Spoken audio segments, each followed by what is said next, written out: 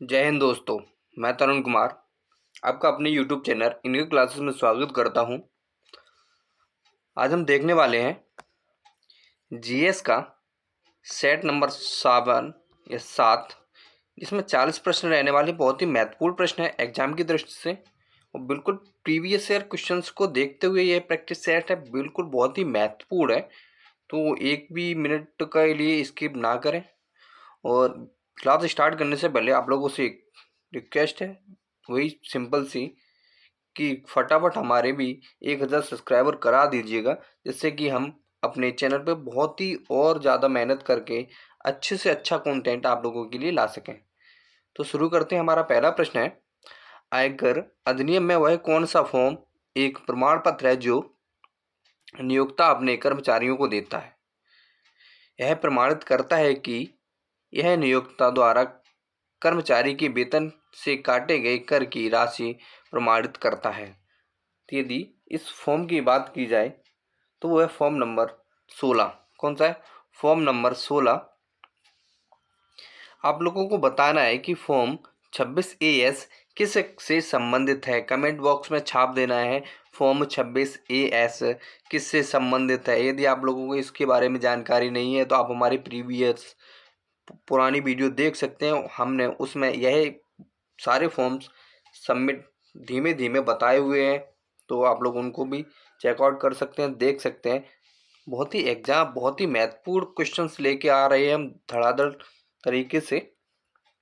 तो चलते हैं अगले प्रश्न की ओर। जो हमारा इसका जवाब है वो है फॉर्म 16।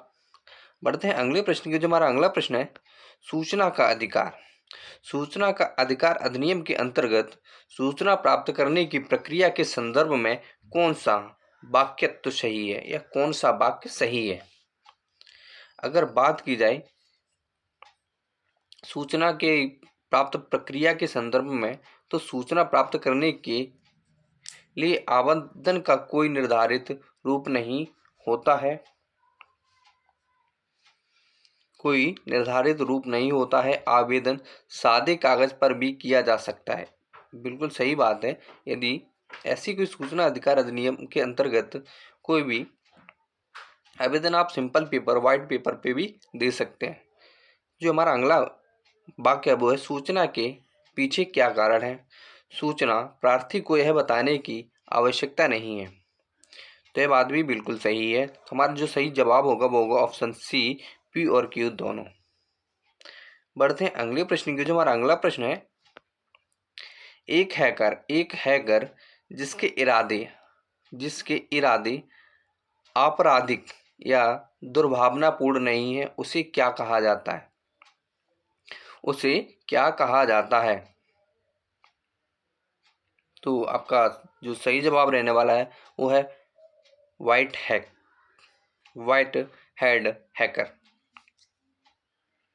क्या है? व्हाइट हेड हैकर जिसके इरादे दुर्भावनापूर्ण नहीं है, या जो देश हित में कार्य करते हैं, या जो किसी का नुकसान नहीं करते हैं या किसी को नुकसान पहुंचाने की चेष्टा नहीं करते हैं, उन्हें हम व्हाइट हेड हैकर कहते हैं। यदि इसका उल्टा कर दिया जाए, यदि वो उनके इरादे आपराधिक या दुर्भावनापूर्ण के हों, तो उन्हें हम क्या कहते हैं? तो उन्हें हम कहते हैं ब्लैक हेड हैकर। क्या कहते हैं? Black head hacker. बढ़ते हैं अगले प्रश्न की ओर। जो हमारा अगला प्रश्न है वो है, जनहित याचिका के संबंध में निम्नलिखित में से कौन सा कथन सत्य है? तो कौन सा कथन सत्य है? तो वो है हमारा, जनहित याचिका केवल उच्च न्यायालय या उच्चतम न्यायालय में दायर किया जा सकता है। बिल्कुल सही है। हम दोनों उच्च न्यायालय में भी जनहित याचिका दायर कर सकते हैं और उच्चतम न्यायालय में भी दायर कर सकते हैं। एक है हमारा, एक पोस्ट कार्ड को जनहित याचिका माना जा सकता है। यह भी बिल्कुल सही है। एक पोस्ट कार्ड को भी जनहित याचिका माना जा सकता है। तो इस हिसाब से जो हमारे सही जवाब ऑप्शन हुआ वो हमारा हुआ एक्स और वाई दोनों। बढ़ते हैं अगले प्रश्न की ओर। जो हमारा अगला प्रश्न है, निम्नलिखित में से कौन सा विधि विरुद्ध जवाब का आवश्यक तत्व नहीं है? किसका? विधि विरुद्ध जवाब, विधि विरुद्ध जवाब का आवश्यक तत्व नहीं है। तो कौन सा है जो आवश्यक तत्व नहीं है? तो वो है हमारा सामान्य आशय। क्या है? सामान्य आशय। क्या है? सामान्य आशय। बढ़ते हैं अगले प्रश्न की ओर। हमारा अगला प्रश्न है, वो है किस बाद में निजता का अधिकार, निजता का अधिकार, राइट टू प्राइवेसी को मौलिक अधिकार के रूप में घोषित किया गया था। तो वो कौन सा केस आया था जिसमें निजता के अधिकार को, गोपनीयता के अधिकार को मौलिक अधिकार के रूप में घोषित किया गया था? तो वो था हमारा के.एस. पुट्टास्वामी बनाम भारत संघ, के.एस. पुट्टास्वामी एवं बनाम भारत संघ। इस केस में यह निर्धारित किया गया था, या यही कहा गया था, यह घोषणा की गई थी, जो निजता का अधिकार है वो हमारा एक मूल अधिकार होगा। आप लोगों को कमेंट में बताना है जो निजता का अधिकार है यह किस अनुच्छेद से संबंधित है, किससे संबंधित है। इसका हमें आर्टिकल छाप देना है कमेंट बॉक्स में। क्या करना है, इसका आर्टिकल हमें कमेंट बॉक्स में छाप देना है। बढ़ते हैं अगले सवाल की ओर। जो हमारा अगला सवाल है वो यातायात के नियमों से संबंधित है। एक निशान दिया गया है, यह एक किससे संबंधित है, मतलब इस निशान का क्या मतलब है। यदि रोड पे आपने कभी ऐसा कोई निशान देखा है तो आप लोगों को पता होगा इसका क्या मतलब है। तो इसका मतलब होता है यहाँ पर इस जगह पर हॉर्न बजाना या हॉर्न बजाना मना है। क्या, हॉर्न बजाना मना है। बढ़ते हैं अगले प्रश्न की ओर। जो हमारा अगला प्रश्न है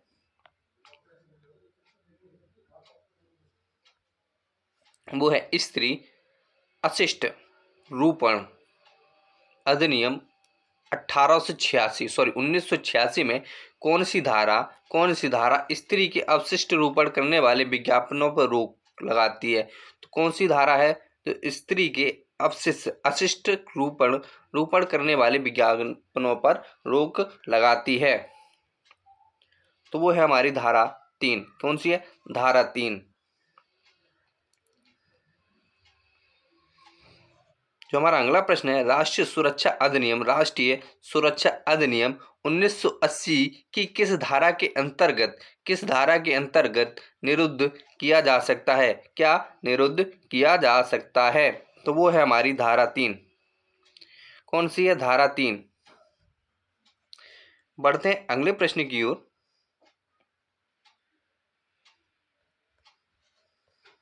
जो हमारा अगला प्रश्न है नामों एवं निकास बताने से इनकार करने पर गिरफ्तारी दंड प्रक्रिया संहिता की किस धारा के अंतर्गत आता है। अगर नाम और निवास ना बताने से इनकार करने पर जो दंड प्रक्रिया है हमारी, उसकी जो धारा है वो कौन सी है। तो उस धारा की बात करें तो उस धारा का नाम है धारा 42 या धारा 42। यह दंड प्रक्रिया संहिता 1973 की धारा 42 के अंतर्गत आता है। कौन सी धारा है, धारा 42। बढ़ते अगले सवाल की ओर। जो हमारा अगला प्रश्न है वो है वित्त आयोग का गठन कितने वर्ष पर होता है।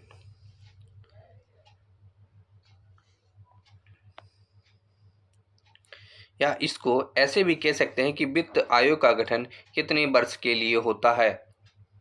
तो वो कितने वर्ष पर होता है या कितने वर्ष के लिए होता है। तो वो प्रत्येक 5 वर्ष के बाद वित्त आयोग का गठन किया जाता है, या वित्त आयोग का गठन 5 वर्ष के लिए किया जाता है। बढ़ते हैं अगले प्रश्न की ओर। जो हमारा अगला प्रश्न है अनुसूचित जातियों एवं जनजातियों के लिए लोकसभा में कितनी सीटें आरक्षित हैं। तो कितनी सीटें आरक्षित हैं।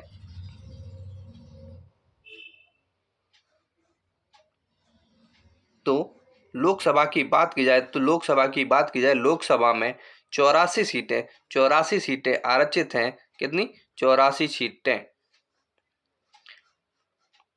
और जनजातीय क्षेत्रों के लिए बात की जाए तो वहां पे 47 या 47 सीटें आरक्षित है। तो आपका सही जवाब होगा ऑप्शन नंबर सी, 84 और 47। बात करते हैं अगले प्रश्न की ओर।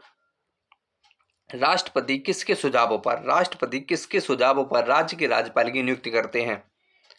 तो अगर बात की जाए राज्यपाल की नियुक्ति की, तो आप लोगों को सबसे पहले बताना है कि राज्यपाल किस आर्टिकल से संबंधित है।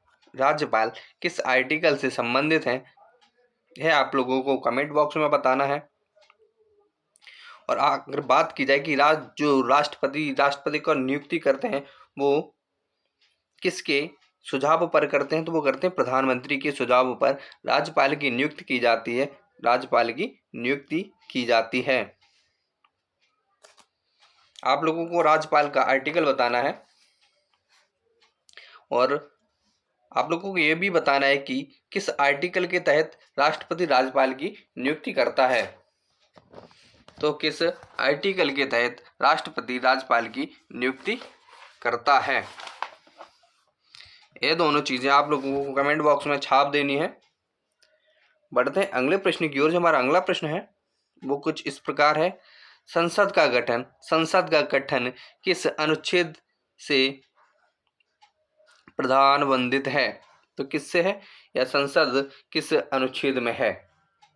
अगर बात की जाए संसद की, तो संसद, यहां से संसद से बहुत प्रश्न पूछे जाते हैं।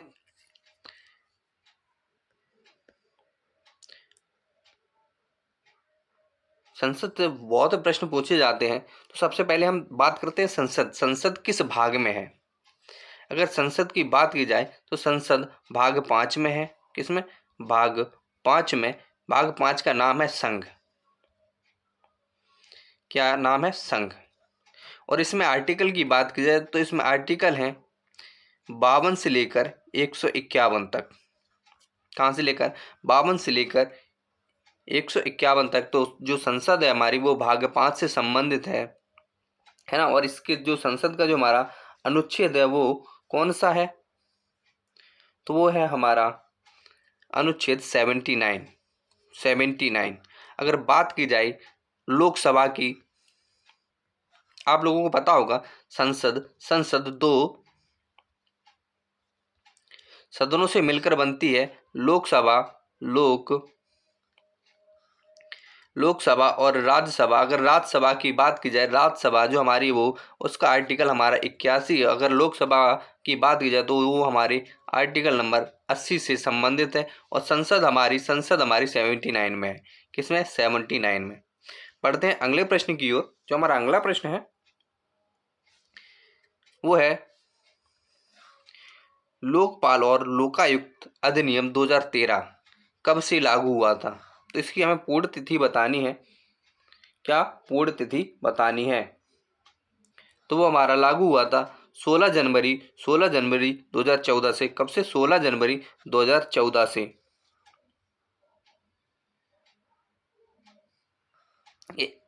यहाँ से क्वेश्चन ये भी बन सकता है कि इसका जो शुभारंभ किसने किया था, या इसको इस पर किसने हस्ताक्षर किए थे? तो हस्ताक्षर किए थे उस समय के तात्कालिक राष्ट्रपति प्रणब मुखर्जी ने। किसने? प्रणब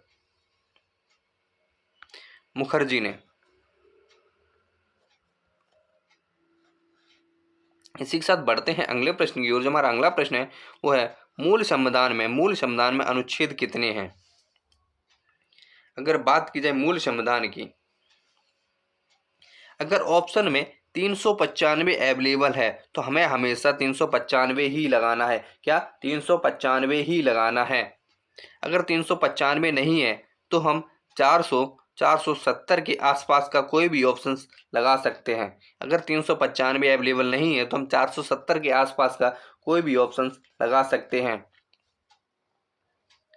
अगर बात की जाए संविधान की, तो संविधान हमारा कब लागू हुआ था? तो संविधान हमारा 26 जनवरी 1950 को लागू हुआ था। इसमें कुल 22 भाग और 12 अनुसूचियां और 395 अनुच्छेद हैं। कितने? 395 अनुच्छेद हैं। लेकिन यदि मूल संविधान में अनुसूचियों की बात की जाए तो उस समय केवल 8 अनुसूचियां थी। कितनी? 8 अनुसूचियां थीं। बाद में यह बढ़कर 12 की गई। क्वेश्चन एक और आता है, यूपी पुलिस में पूछा गया था कि जो भारतीय संविधान है उसमें कुल कितने भाग हैं? तो भाग 22 हैं। कितने हैं? 22। लेकिन 22 ऑप्शन में नहीं था, तो ऑप्शन में थे 25। तो हमें 25 लगाना है। कितना? 25।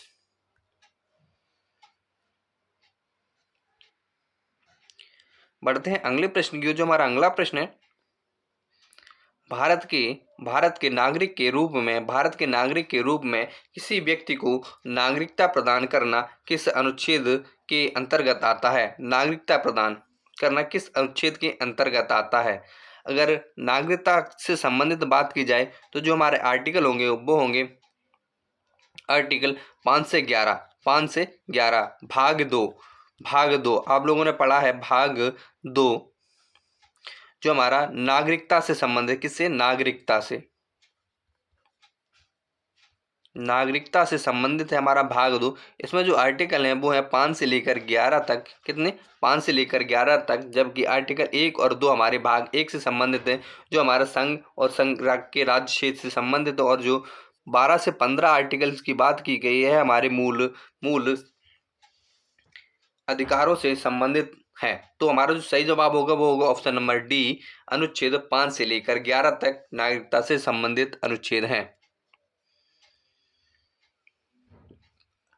बढ़ते हैं अगले प्रश्न की ओर। जो हमारा अगला प्रश्न है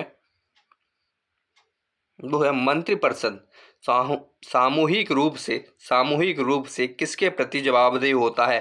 तो जो मंत्रिपरिषद है वो सामूहिक रूप से किसके प्रति जवाबदेह या उत्तरदायी होता है? तो वो हमारा लोकसभा के प्रति उत्तरदायी होता है। किसके? लोकसभा के प्रति उत्तरदायी होता है। यह उपबंध, जो जवाबदेह वाला उपबंध है, यह किस अनुच्छेद से संबंधित है? तो यह 75 सी से संबंधित है। बढ़ते अगले प्रश्न की ओर। जो हमारा अगला प्रश्न है 9 दिसंबर 1946 को नई दिल्ली में संविधान सभा की पहली बैठक संविधान सभागृह में हुई थी, जिसे अब क्या कहा जाता है?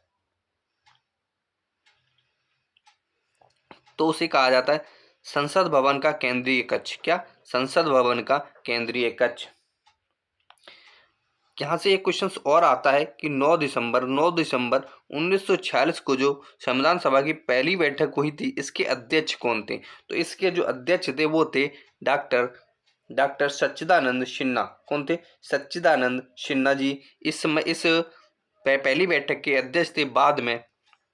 बाद में जो संविधान सभा के अध्यक्ष बने थे वो बने थे पंडित जवाहरलाल नेहरू। कौन बने थे? पंडित जवाहरलाल नेहरू।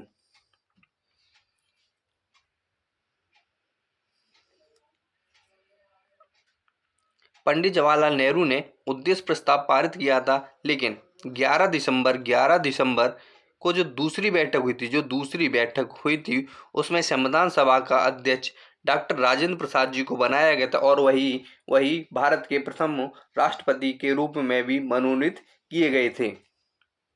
बढ़ते हैं अगले प्रश्न की ओर। जो हमारा अगला प्रश्न है वो है भारतीय संविधान के किस अनुच्छेद में पोषण और जीवन स्तर को बढ़ाने के लिए सार्वजनिक स्वास्थ्य के सुधार के लिए राज्य के कर्तव्य के बारे में प्रावधान दिया गया है? तो कौन से अनुच्छेद में यह प्रावधान दिया गया है? तो वो दिया गया है आर्टिकल 47 में। किसमें? आर्टिकल 47 में यह प्रावधान दिया गया है पोषण और स्वस्थ जीवन को बढ़ावा देने के लिए। अगर बात की जाए आर्टिकल 47 किससे संबंधित है, तो यह हमारा डीपीएसपी से संबंधित है। किससे? डीपीएसपी से, राज्य के नीति निर्देशक तत्वों से संबंधित है। बढ़ते हैं अगले प्रश्न की ओर। जो हमारा अगला प्रश्न है वो कुछ इस प्रकार है कि हमें 2 सूचियां दी गई हैं, हमें उनका मिलान करना है। जो मैगस्थनीज हैं, यह किसके शासक काल में आए थे? तो किसके शासन काल में आए थे? तो यह आए थे चंद्रगुप्त मौर्य के शासन काल में। किसके? चंद्रगुप्त मौर्य के शासन काल में। अगर फायान की बात की जाए तो जो फायान थे वो आए थे चंद्रगुप्त द्वितीय के शासन काल में। अगर हैंगसांग की बात की जाए, जो हैंगसांग विदेशी यात्री थे वो किसके शासन काल में आए थे? तो वो आए थे हर्षवर्धन के शासन काल में। अगर बात की जाए डायमैकस की, तो डायमैकस बिंदुसार के शासन काल में आए थे। तो इसी के साथ जो हमारा सही जवाब होगा वो होगा ऑप्शन नंबर डी। बढ़ते हैं अगले प्रश्न की ओर। हमारा अगला प्रश्न है हल्दी घाटी के युद्ध में महाराणा प्रताप की सेना के मुख्य सेनापति कौन थे? तो कौन थे?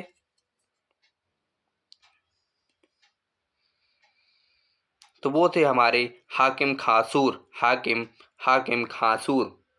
अगर बात की जाए हल्दी घाटी का युद्ध, हल्दी घाटी का युद्ध कब लड़ा गया था? तो लड़ा गया था ये 1576 ईस्वी में। कब लड़ा गया था? 1576 ईस्वी में। किन किन के बीच में लड़ा गया था? तो ये महाराणा प्रताप और मुगल के बीच लड़ा गया था।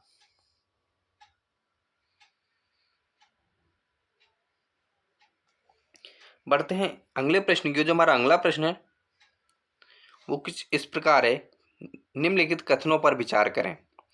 वॉरेन हेस्टिंग बंगाल के प्रथम गवर्नर जनरल थे।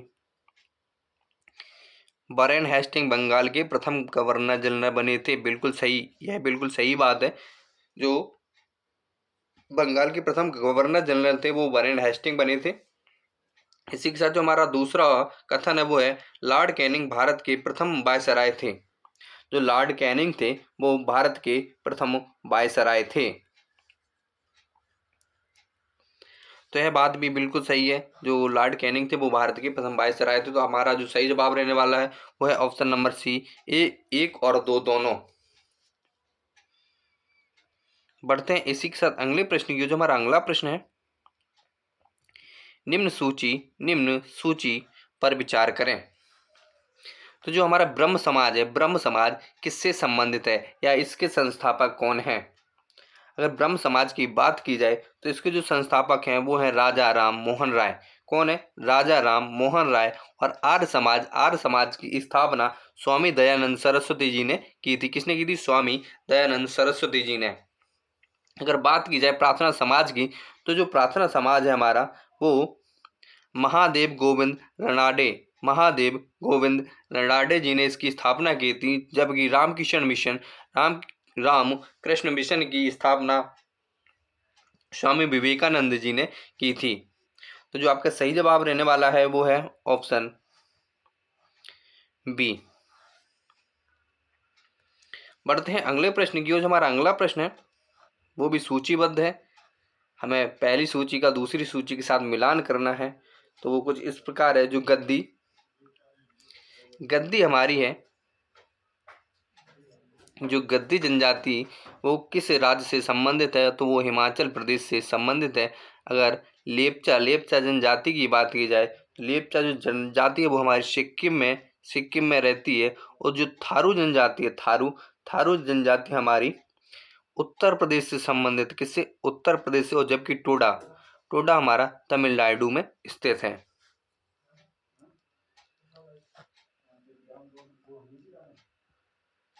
बढ़ते हैं अगले प्रश्न की ओर। जो हमारा अगला प्रश्न है वो कुछ इस प्रकार है, निम्नलिखित कथनों में असत्य कथन का चयन करें।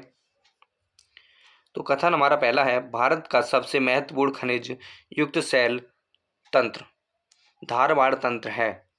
तो कौन सा है? धारवाड़ तंत्र है। बिल्कुल सही। भारत के प्रायद्वीपीय क्षेत्र को भारतीय खनिज का हृदय स्थल कहा जाता है। यह भी बात सही है, यह कथन भी सत्य है। जबकि भारत में विंध्य क्रम शैली में पेट्रोलियम के भंडार हैं। यह बात बिल्कुल गलत है।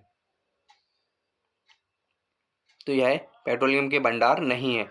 भारत का सबसे महत्वपूर्ण कोयला क्षेत्र गोंडावन क्षेत्र है। यह भी बिल्कुल सही है। तुम्हारा जो असत्य कथन है वो है ऑप्शन नंबर सी। अगला प्रश्न, जो हमारा अगला प्रश्न है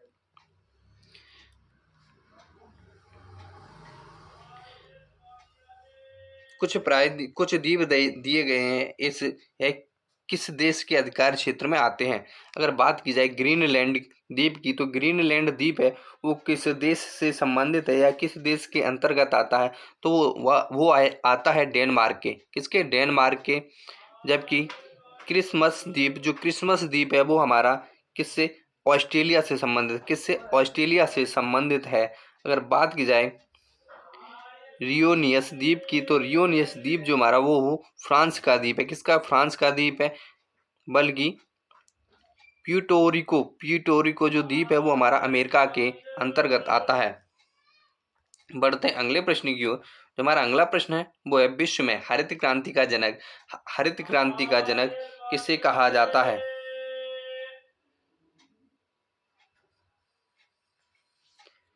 विश्व में हरित क्रांति का जन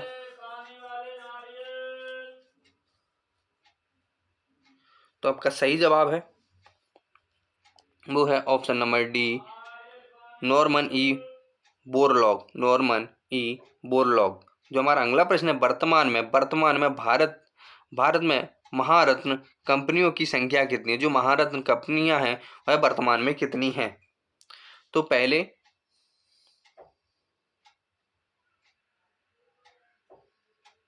वो कितनी है? 10। अगर बात की जाए नवरत्न कंपनियों की संख्या अब बढ़कर कितनी हो गई है? तो वो हो गई है 14। कितनी? 14। बढ़ते हैं अगले प्रश्न की। जो हमारा अगला प्रश्न है, जैसे जैसे अर्थव्यवस्था का विकास होता है वैसे वैसे जीडीपी के तृतीयक क्षेत्र का अंश बढ़ जाता है या घट जाता है, यह हमें बताना है। तो वही क्या होता है? तो वह उसका अंश बढ़ जाता है या बढ़ता है। बढ़ते हैं अगले प्रश्न की ओर। जून 2021 में किस शूटिंग रेंज का नाम निशानेबाज चंद्रा तोमर के नाम पर रखा गया है? तो किसका रखा गया है? तो वो रखा गया है नोएडा शूटिंग रेंज का। किसका? नोएडा शूटिंग रेंज का। बढ़ते हैं अगले प्रश्न की ओर। जो हमारा अगला प्रश्न है वो कुछ इस प्रकार है, जल को 0 डिग्री से 4 डिग्री सेल्सियस तक गर्म किया जाने पर इसका आयतन क्या होगा? बढ़ेगा या घटेगा? तो वो इसका आयतन बढ़ जाता है। क्या? बढ़ जाता है। निम्न में से कौन सा कार्बन शुद्धतम रूप है? तो कौन सा कार्बन शुद्धतम रूप है? तो वो है हीरा। क्या है? हीरा। बढ़ते हैं अगले प्रश्न की ओर। किस वैज्ञानिक ने विषाणु की खोज की? तो वह कौन सा वैज्ञानिक है जिसने विषाणु की खोज की, या विषाणु की खोज करने वाले वैज्ञानिक का नाम बताओ? तो वह हमारी इवानो वॉक्सी। इवानो वॉक्सी। बढ़ते हैं अगले प्रश्न की ओर। सैंड फ्लाई किस रोग के रोगाणुओं को फैलाती है? किस को फैलाती है? तो वो है काला अजार। क्या है? काला अजार।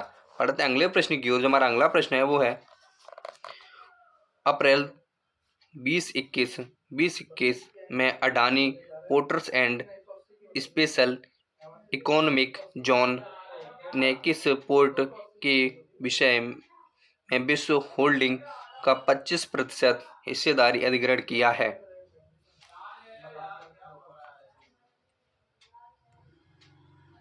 तो वह कृष्णापट्टनम पोर्ट।